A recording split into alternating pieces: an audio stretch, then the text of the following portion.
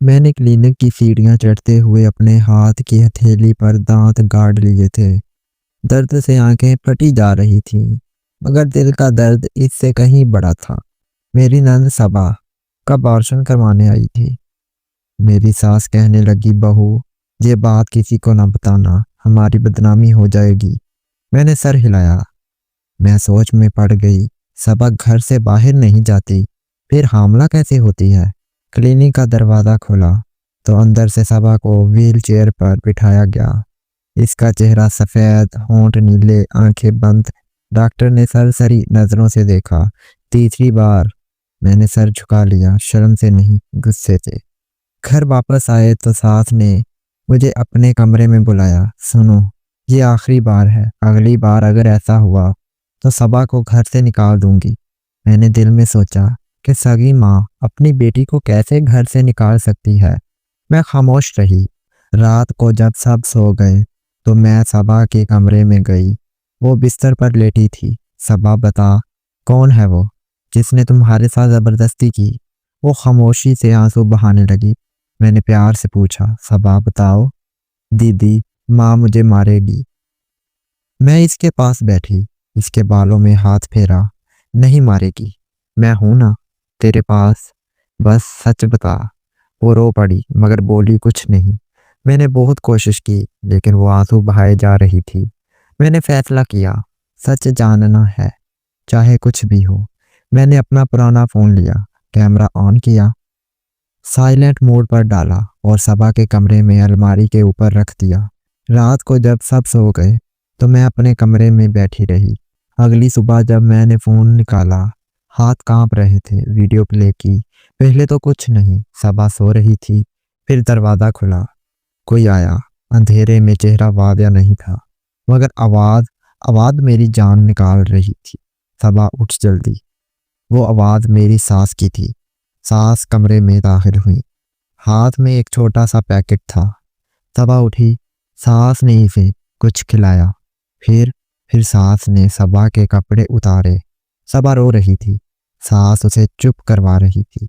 बस थोड़ी देर, फिर सब ठीक हो जाएगा। मैंने फ़ोन फेंक दिया। चीख निकल गई, मगर फौरन मुंह पर हाथ रख लिया। रात को जब सास सो गई तो मैं इनके कमरे में गई। इनका फ़ोन टेबल पर था। मैंने व्हाट्सएप खोला। एक नंबर सेव था, डॉक्टर साहब के नाम से। मैसेजेस पढ़े तो जान निकलने वाली हो गई। मैसेज पर लिखा था, तीसरी बार है, इस बार एहतियात से, पैसे कल देंगे, लड़की को कुछ ना बताना। मैंने फ़ोन वापस रखा मगर दिल में आग भड़क उठी। अगली सुबह मैंने सबा को बुलाया। सबा, सच बता, सास क्या करती हैं। वो रो पड़ी।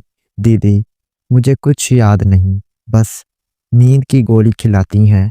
जब उठती हूँ तो पेट में दर्द होता है। मैंने उसे गले लगाया। अब कुछ नहीं होगा, मैं हूं ना। मगर दिल में फैसला हो चुका था, सास से हिसाब लेना है। रात को मैंने दोबारा कैमरा लगाया, इस बार अपने कमरे में, सास के कमरे के सामने। और जो देखा वो मेरी जिंदगी में पहली मर्तबा था। सास रात को उठती थी, एक छोटा सा बैग लेती थी और घर के पीछे वाले कमरे में जाती थी। वो कमरा जो बरसों से बंद था। मैं चुपके से दरवाजे के पीछे लग गई। दरवाजे की झरी से देखा, अंदर एक आदमी था, चेहरा ढका हुआ।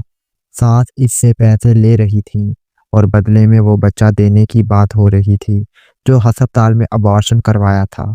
मैं चीखी मगर आवाज़ निकल ना सकी। वो आदमी अस्पताल गया और बच्चा लेकर चला गया। सास वापस कमरे में आई। मैं भाग कर अपने कमरे में आ गई, फ़ोन उठाया, वीडियो देखी। अब सब कुछ वाज़ेह था। सास सबा को नींद की गोली खिलाकर उसे हामला करती थी, फिर बच्चा पैदा होने से पहले अबॉर्शन करवाती थी और जो बच्चा होता था उसे बेच देती थी। मैंने फैसला कर लिया, अब खामोश नहीं रहूंगी। अगली सुबह मैंने पुलिस को फ़ोन किया मगर इससे पहले सास ने मुझे पकड़ लिया। बहू, तुमने सब देख लिया। मैंने कहा, हाँ। अच्छा किया, अब तुम भी शामिल हो जाओ, पैसे बहुत मिलते हैं। मैंने थप्पड़ मारा जोर से। तुम माँ हो या शैतान। सास हंसी। माँ, मैं तो कारोबारी हूँ। रात को जब पुलिस आई तो सास भाग गई मगर मैंने इनका बैग पकड़ लिया। अंदर से निकले 10 लाख रुपए। सबा रो रही थी। मैं खामोश खड़ी थी। सास का बैग मेरे हाथ में था। इंस्पेक्टर ने पूछा, ये सब क्या है? मैंने बैग खोला। पैसे, कागजात, बर्थ सर्टिफिकेट। ये मेरी सास का कारोबार है, बच्चों का। इंस्पेक्टर के चेहरे पर हैरत, फिर गुस्सा। तुम सबूत दो। मैंने फोन आगे किया। दोनों वीडियोस। पहली वीडियो में सास सबा को दवा खिला रही थी, दूसरी में बच्चा बेच रही थी।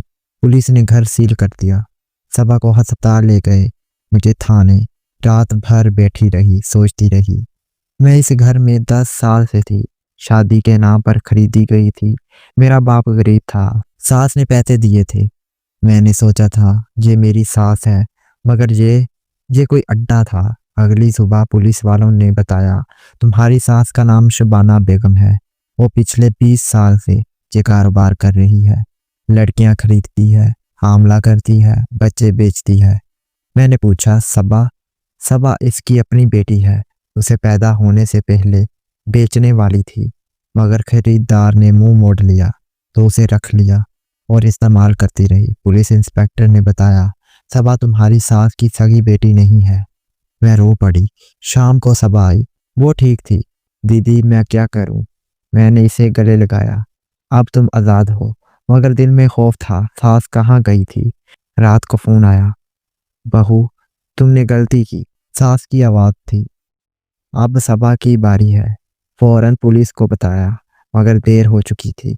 सुबह जब सबा के कमरे में गई तो वो नहीं थी। बिस्तर पर एक नोट था जिस पर लिखा था, अगर तुझे सबा चाहिए तो मेरा 10 लाख रुपए वाला बैग लेकर आना। पता लिखा था, शहर से बाहर एक पुराना गोदाम। मैं अकेली गई, हाथ में छुरी, दिल में इंतकाम। गोदाम के अंदर अंधेरा था, सबा को बांधा हुआ था। सास सामने खड़ी, हाथ में पिस्तौल। आ गई? पैसे ले आई? नहीं। सास हंसी। तो फिर सबा मरेगी। मैं आगे बढ़ी। पहले मुझे मारो। सास ने गोली चलाई, मगर मैंने छुरी फेंकी, सीधी इसके हाथ में लगी। पिस्तौल गिर गया। मैं भागी, सबा को खोला। हम बाहर निकले, मगर सास पीछे आई। तुम दोनों नहीं बचोगी। इसने चाकू निकाला। मैंने सबा को धक्का दिया, खुद सामने आ गई। चाकू मेरी पीठ में लगा, मगर मैंने उसे पकड़ लिया। गिरते गिरते इसका गला दबा दिया।